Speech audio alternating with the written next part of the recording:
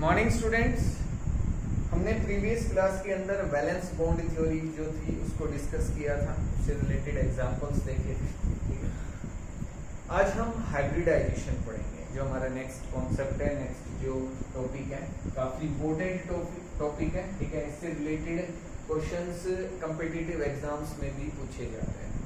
ठीक है, तो आपको और कई प्रोसेसेस, कई टर्म्स, कई जगह हम रिएक्टिविटी को भी एक्सप्लेन करते हैं हाइब्रिडाइजेशन से। बहुत सारी प्रॉपर्टीज जो हैं वो हाइब्रिडाइजेशन के बेसिस पे एक्सप्लेन की जा सकती हैं। रिएक्टिविटी, इलेक्ट्रोनेगेटिविटी, ठीक है, स्टेबलाइजेशन, ये सब स्टेबिलिटी जो है वो भी हाइब्रिडाइजेशन जो है एक्सप्लेन कर सकता है या उसको अफेक्ट कर सकता है। तो क्या होता है hybridization? The process of intermixing of orbitals, the process of intermixing of orbitals of an atom to form new hybrid orbitals. To form new hybrid orbitals is called hybridization. कि किसी एटम की जो ऑर्बिटल्स है वो आपस में intermix होंगे और नए ऑर्बिटल्स फॉर्म करेंगे, जिसको हम क्या बोलेंगे? हाइब्रिडाइजेशन। क्या बोलेंगे?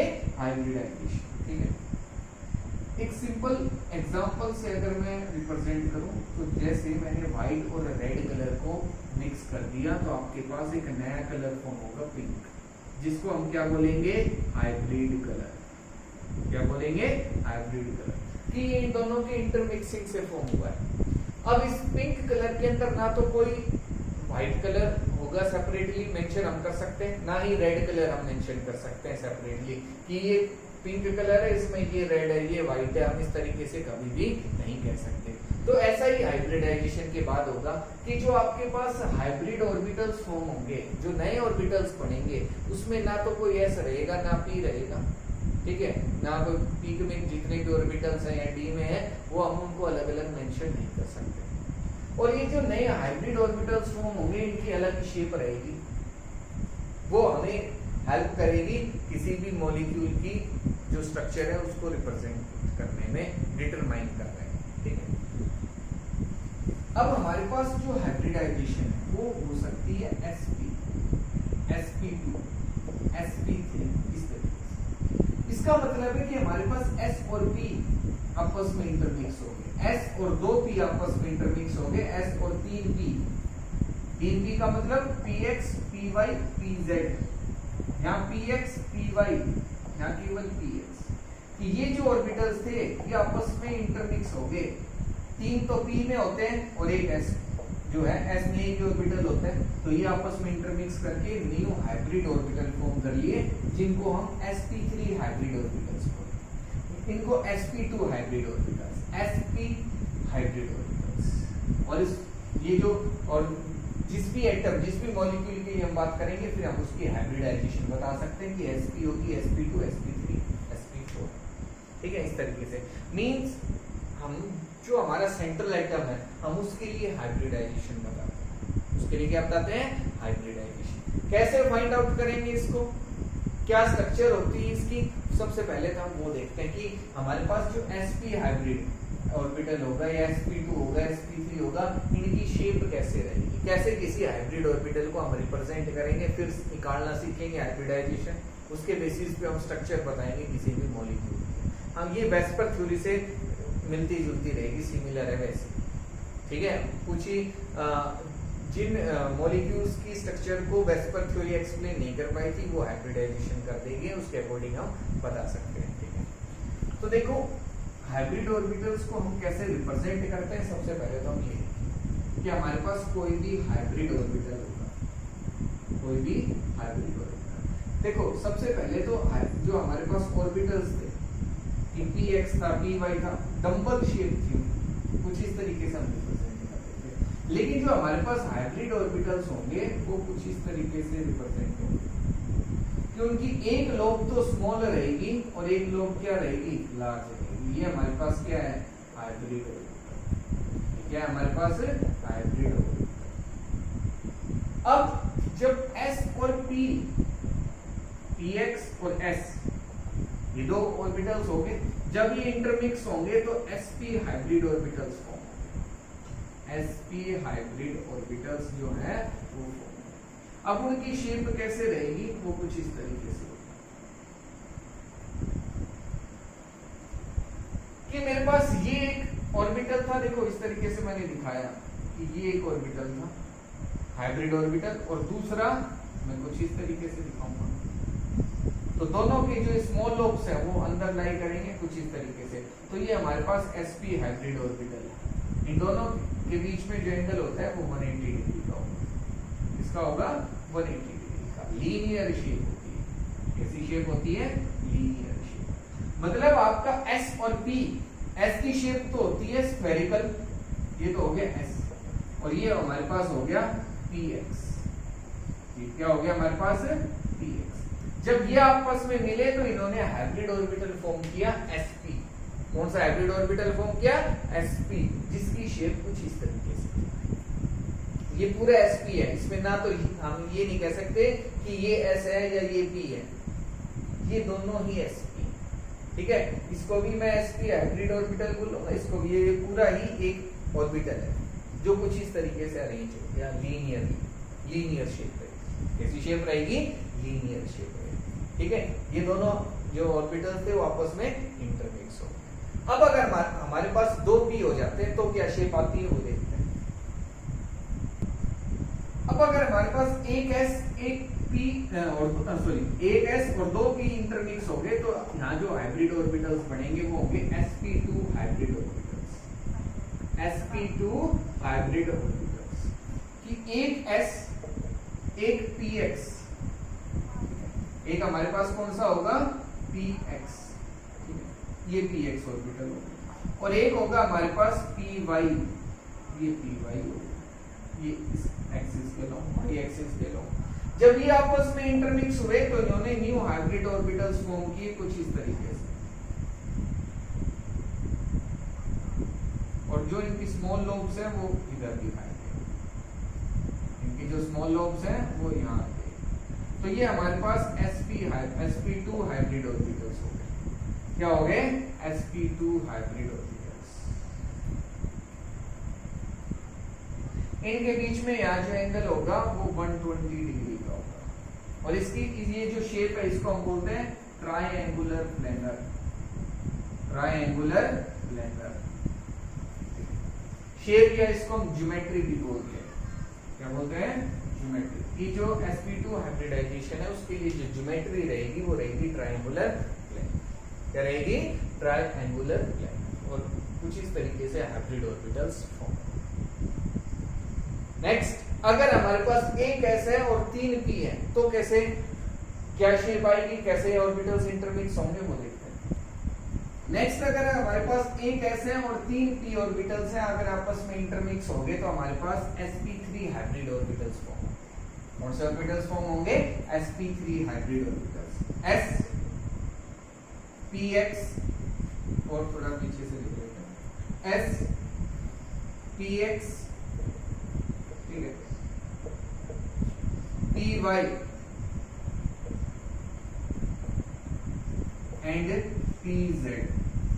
ये हमारे पास कौन सा हो गया? pz, ठीक है। जब ये इंटरमिक्स हुए तो उन्होंने न्यू हाइब्रिड ऑर्बिटल्स फॉर्म किए, वो कुछ इस तरीके से।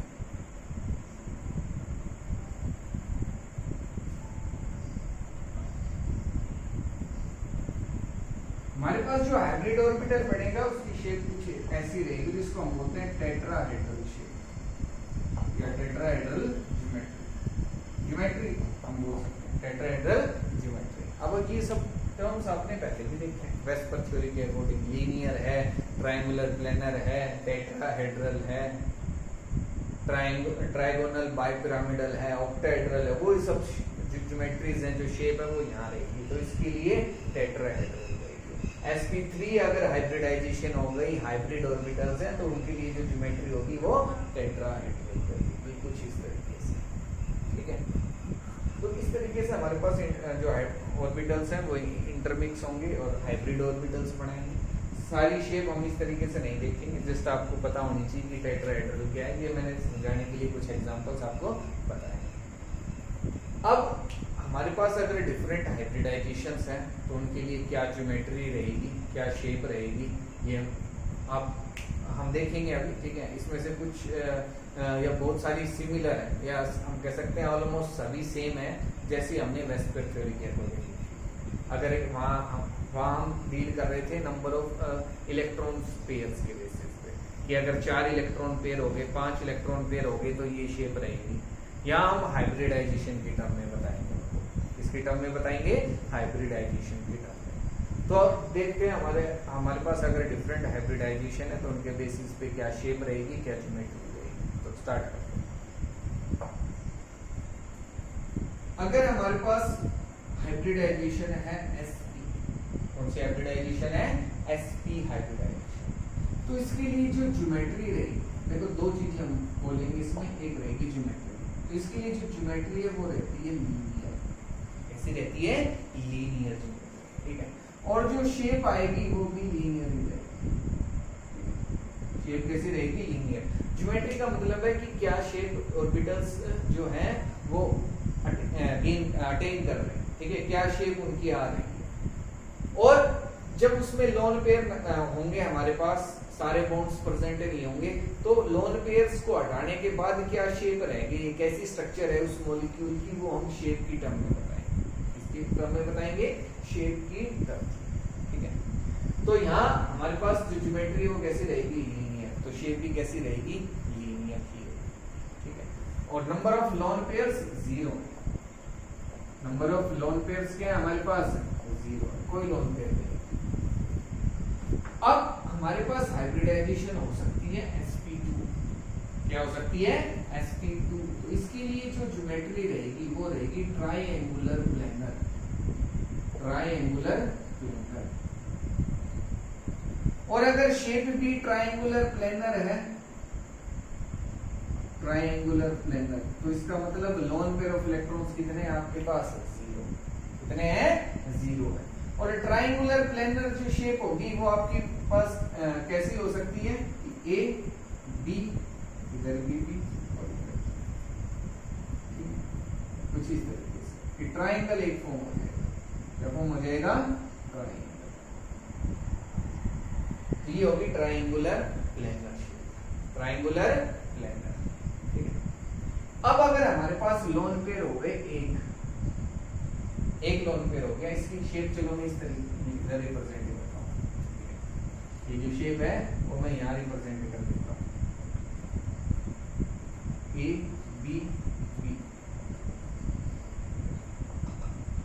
Triangular planar. अब ये दोनों सेम है तो मैंने एक जगह दिखा दिया। अब नेक्स्ट, अगर हमारे पास हाइब्रिडाइजेशन sp2 है तो ट्राइंगुलर प्लेनर ही ज्योमेट्री रहने वाली है, ठीक है, वो स्ट्रक्चर ये शेप भी वही है, तो सेम दिखा दी मैंने। अब हमारे पास यहाँ जो स्ट्रक्चर आएगी वो हो जाएगी बेंट शेप और वी शेप, बेंट शेप और वी शेप। मतलब एक लोन पेयर अगर हमें दिखाना है तो हमने यहाँ एक लोन पेयर दिखा दिया, और हमारी जो शेप है वो कैसी होगी, बेंट शेप और वी शेप। इधर जो मैं रिप्रेजेंट करूंगा वो शेप रिप्रेजेंट करूंगा, ठीक है, शेप और ज्योमेट्री एक फर्स्ट जो स्ट्रक्चर होगी मैं उसी में रिप्रेजेंट कर दूंगा, आप देख सकते हो। तो अगर हमारे पास एक लोन पेयर है तो आपके पास जो शेप है वो हो जाएगी बेंट शेप और वी शेप, बेंट शेप और वी शेप। अगर दो हो गए तो लीनियर बचेगी, दो आइटम्स है तो लीनियर रहने वाली है डिफरेंट, ठीक है। तो ये आपको आगे आपको समझ में, फर्स्ट जो थी इसमें हमारे पास लीनियर है तो वो कुछ इस तरीके से रह सकता है, लीनियर, ठीक है, आ रहा समझ में सभी को। तो ये तो हो गई sp2 हाइब्रिडाइजेशन। अब अगर sp3 हो, हम डिफरेंट हाइब्रिडाइजेशंस लिखेंगे, उनके आगे उनकी ज्योमेट्री और शेप को रिप्रेजेंट करेंगे। तो नेक्स्ट जो हाइब्रिडाइजेशन है वो है sp3। नेक्स्ट जो हाइब्रिडाइजेशन है वो sp3, इसके लिए जो ज्योमेट्री होती है वो होती है टेट्राहेड्रल। क्या होती है, टेट्राहेड्रल। और अगर हमारे पास लोन पेयर ऑफ इलेक्ट्रॉन्स 0 है तो शेप भी क्या रहेगी, टेट्राहेड्रल, शेप भी क्या रहेगी, टेट्राहेड्रल। और टेट्राहेड्रल स्ट्रक्चर कैसे होती है, कुछ इस तरीके से, ये टेट्राहेड्रल स्ट्रक्चर है, और यहाँ 109 डिग्री 28 मिनट्स का बॉन्ड एंगल होता है, 109 डिग्री 28 मिनट्स का बॉन्ड एंगल आपको देखने को टेट्राहेड्रल शेप। कैसी शेप है, टेट्राहेड्रल। अब अगर आपके पास इसके अंदर हो गए एक लोन पेयर। क्या हो गया? एक लोन पेयर। तो ज्योमेट्री तो सेम रहेगी। sp3 हाइब्रिडाइजेशन है, एक लोन पेयर है, पूछ रहे ज्योमेट्री बताओ, टेट्राहेड्रल। शेप बताओ, तो शेप अब यहाँ आएगी पिरामिडल। कैसी शेप रहेगी? पिरामिडल शेप रहेगी। कैसी शेप रहेगी? पिरामिडल। और वो कुछ इस तरीके से आएगी कि यहाँ हमने लोन पेयर दिखा दिया, इधर भी बी, इधर भी बी, और यहाँ हमारे पास बी। तो हमारे पास ये जो ज्योमेट्री है, ये जो शेप है, ये कैसी है? पिरामिडल। इसको हम क्या बोलते हैं? Pyramidal shape. कुछ इस तरीके से ये एक पिरामिड जो है वो फॉर्म हो जाएगा। तो पिरामिड कुछ ऐसा ही होता है आपके पास। ठीक है, ये मैं बैक जो साइड है उसको रिप्रेजेंट कर रहा हूँ डॉटेड लाइन से। ये सब फ्रंट साइड, ठीक है, फ्रंट एजेस है, और वो बैक है। तो इसमें 4 हमारे पास साइड होती है, ठीक है, 1 2 एंड 3, सॉरी 1 2, पीछे वाली 3 और नीचे वाली 4 साइड हमारे पास 4 ही इसके अंदर। ये हो गई पिरामिडल शेप। वो है टेट्राहेड्रल, उसके अंदर 4 फेस होते हैं, इसके अंदर भी 4 फेस हैं, लेकिन ये थोड़ी अलग है उससे, इसको इसलिए हम बोलते हैं पिरामिडल शेप। क्या बोलेंगे? Pyramidal shape. और वो है टेट्राहेड्रल। अब अगर हमारे पास इसमें हो गए 2 लोन पेयर, कितने लोन पेयर हो गए? 2। तो हमारे पास जो शेप है वो बचेगी बेंट शेप, बेंट शेप और वी शेप, बेंट शेप और वी शेप। मतलब मुझे एक बॉन्ड और हटा देना है। जब मैंने एक बॉन्ड और हटा दिया तो इधर भी बी और इधर भी बी, एक लोन पेयर इधर और एक इधर। तो ये कैसी शेप बच गई? बेंट शेप और वी शेप। तो अगर टेट्राहेड्रल ज्योमेट्री है, उसमें 2 लोन पेयर है, तो हम इस तरीके से इसमें रिप्रेजेंट कर सकते हैं शेप। ठीक है, आ रहा है समझ में सभी को? ये इसको मैं नंबर दे रहा हूँ 1 2 और या 3 चलो, 1 2 3। फर्स्ट था हमारे पास sp, सेकंड था sp2, और ये हमारे पास sp3। ठीक है, इसमें जो इनके आगे आप इनके साथ लिख सकते हो कि जब sp वाला जो हमने केस किया था उसमें हमारे पास 2 ऑर्बिटल्स हैं, या हमारे पास 3 ऑर्बिटल्स हैं, और यहाँ हमारे पास है 4 ऑर्बिटल्स। ठीक है, इसको कैसे भी आप लिख सकते हो, ये इससे अलग लिखिए। ये नंबर ऑफ ऑर्बिटल्स है। देखो s और p 2 ऑर्बिटल्स हो गए, 1 + 1 इधर 1 + 2 3, 1 + 3 4।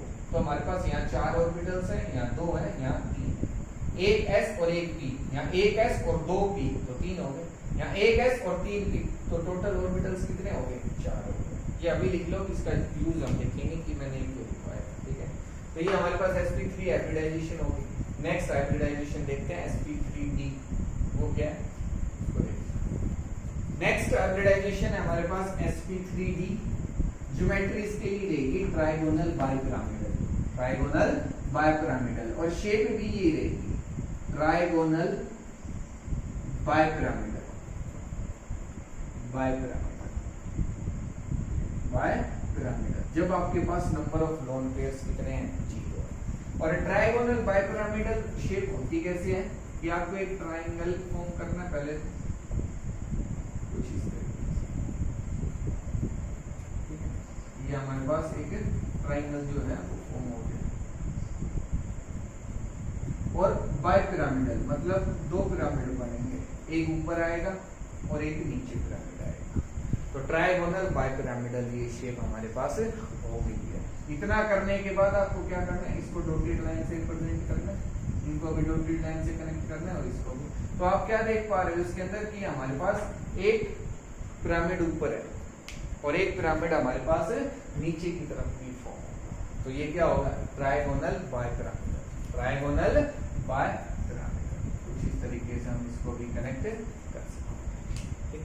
डॉटेड लाइन से नहीं दिखाना चाहो तो कोई दिक्कत नहीं है, आपने ये जो डार्क लाइंस हैं, कंप्लीट लाइंस हैं, इनको आप रिप्रेजेंट कर सकते हो।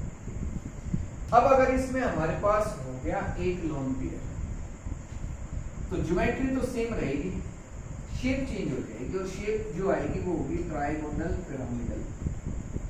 सॉरी, यहाँ जो शेप हमारे पास रहेगी वो होगी सीसा शेप, सीसा शेप रहेगी। एक लोन पेयर हमें दिखाने, तो एक इधर भी बी और इधर भी बी, यहाँ बी बी और इधर क्या आ गया?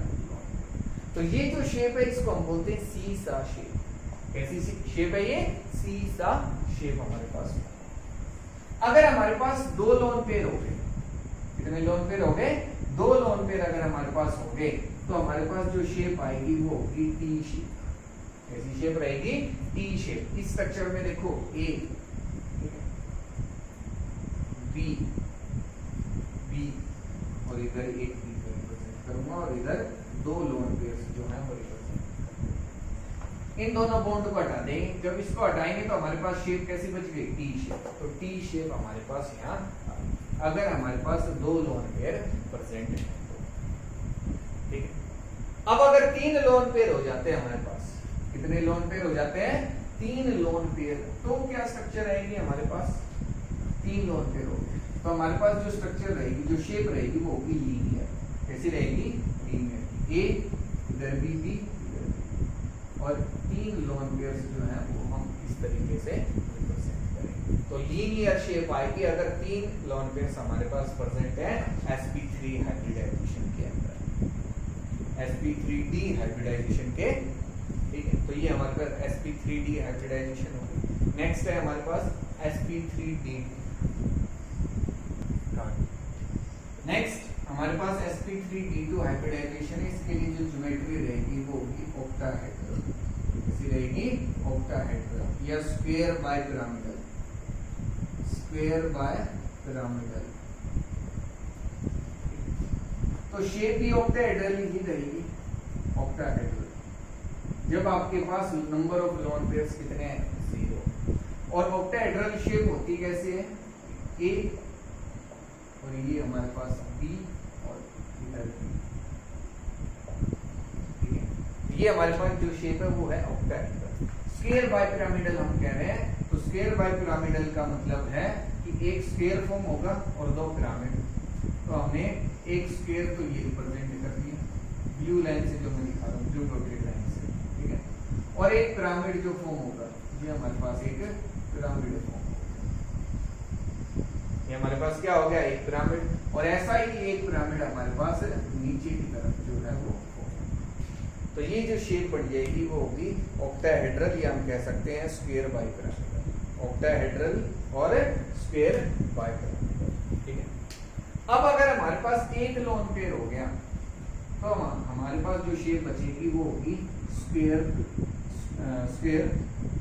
Pyramidal. Square pyramidal. Square pyramidal कैसे आएगी? ए बी इधर बी इधर बी और एक बी इधर बी। तो एक हमारे पास स्क्वायर हो गया, एक हमारे पास क्या हो गया? स्क्वायर हो गया और एक पिरामिड। इसके ऊपर क्या दिखा देंगे हम? पिरामिड दिखा देंगे। और जो हमारे पास लोन पेयर्स हैं उनको हम नहीं दिखा देंगे। तो ये जो शेप है ये क्या होगी? Square pyramidal, square pyramidal. अब अगर हमारे पास हो गए दो लोन पेयर्स तो हमारे पास जो शेप बचेगी वो होगी स्क्वायर प्लेनर। क्या होगी? Square planar. और वो शेप आएगी कुछ इस तरीके से, बी और डॉटेड लाइन से हमने इनको कनेक्ट कर दिया, ठीक है। और दो लोन पेयर्स हम इसके अंदर रिप्रेजेंट करें। तो ये बन गई स्क्वायर प्लेन। एक ही प्लेन के अंदर है, स्क्वायर फॉर्म हो रहा है, तो हमने बोल दिया इसको स्क्वायर प्लेन। क्या बोल दिया? Square plane. तो हमारे पास sp3d2 हाइब्रिडाइजेशन है, तो ज्योमेट्री तो सेम रहेगी सभी। शेप ऑक्टाहेड्रल, ठीक है। शेप क्या हो गई? ऑक्टाहेड्रल। जब लोन पेयर ऑफ इलेक्ट्रॉन्स 0 है, लोन पेयर 1 हो गया तो square plane, square pyramidal. Lone pair 2 हो गए तो स्क्वायर प्लेन, ठीक है। नेक्स्ट हाइब्रिडाइजेशन देखते हैं sp3d। Next hybridisation sp3d3। Geometry इसके लिए हमारे पास होगी पेंटागोनल बाइपिरामिडल, पेंटागोनल बाइपिरामिडल। अच्छा, इसमें जो हमारे पास नंबर ऑफ ऑर्बिटल्स है वो 7 थे, ठीक है। sp3 में 4 थे, sp3d में 5 थे, ये मैं लिखना भूल गया था। sp3d2 में 6 थे और sp3d3 में कितने हो जाएंगे? 7। 3 d के और 3 d के, 6 और 1 s, 7 हो गए। sp3d2 में 1 s 3 p और 2 d, कितने हो गए? 6 हो गए। यहाँ हमारे पास 5 है, इसमें कितने थे? 4। तो ये आप लिख लेना, ठीक है। नंबर ऑफ ऑर्बिटल्स टोटल हमारे पास 7 हो गए। ठीक है, 7 ऑर्बिटल्स आपस में मिक्स होंगे मतलब। तो हमारे पास जो शेप है वो भी सेम रहेगी जब आपके पास लोन पेयर 0 है, pentagonal bipyramidal, pentagonal bipyramidal, lone pair 0 है। अब पेंटागोनल बाइपिरामिडल कैसे आएगी, कुछ इस तरह कि एक पेंटागन फॉर्म होगा और 2 पिरामिड फॉर्म होंगे, पेंटागोनल बाइपिरामिडल। अब इसको आपको अच्छे से रिप्रेजेंट करना है कि एक पेंटागन बनाना है जिसके 5 साइड हो, तो हमने ये एक पेंटागन जो था उसको रिप्रेजेंट किया, ठीक है, पेंटागन फॉर्म होगा। और बाइपिरामिडल मतलब एक पिरामिड ऊपर आएगा, इस बी को सभी से कनेक्ट कर देंगे तो एक पिरामिड ऊपर बनेगा और एक पिरामिड नीचे, ठीक है। अब आपको कंफ्यूजन हो जाएगा अगर मैं रिप्रेजेंट करूंगा तो, इसलिए मैं नहीं दिखा रहा हूँ, लेकिन आपको ये शेप याद रखेंगे। बस इसको अच्छे से रिप्रेजेंट करना है ताकि आपको एक पेंटागन जो है वो दिखाई दे, ठीक है। तो पेंटागनल बाइपिरामिडल ये शेप होगी।